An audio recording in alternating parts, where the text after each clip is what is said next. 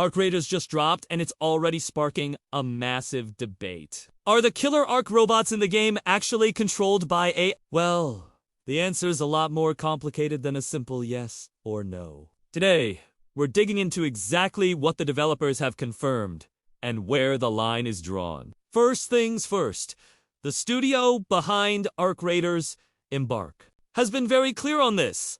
The Arc, combat behavior and decision-making are not driven by any kind of thinking AI?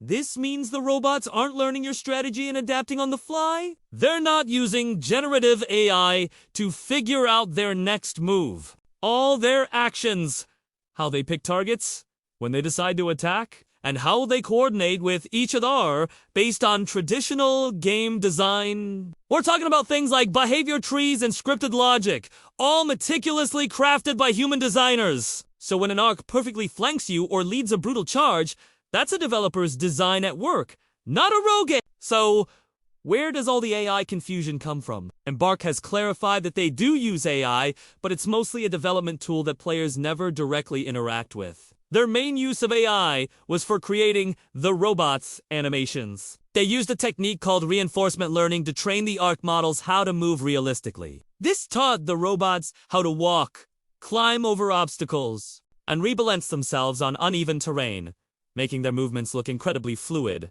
and natural. But here's the crucial part.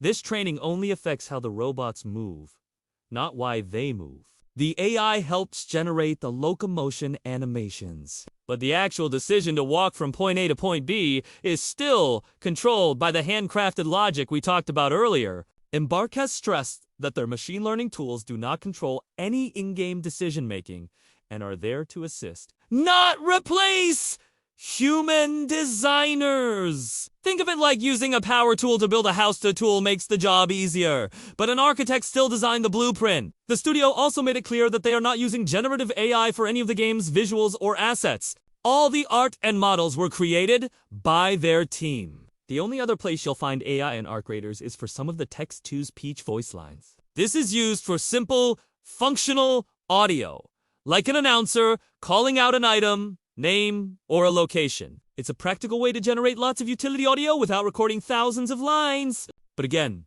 this has absolutely nothing to do with enemy strategy or combat behavior. So, despite all the online buzz, the message from Embark is pretty straightforward. They use AI as a powerful tool to help them build a better, more polished game. But the Arc you fight against are driven by classic human-made game design.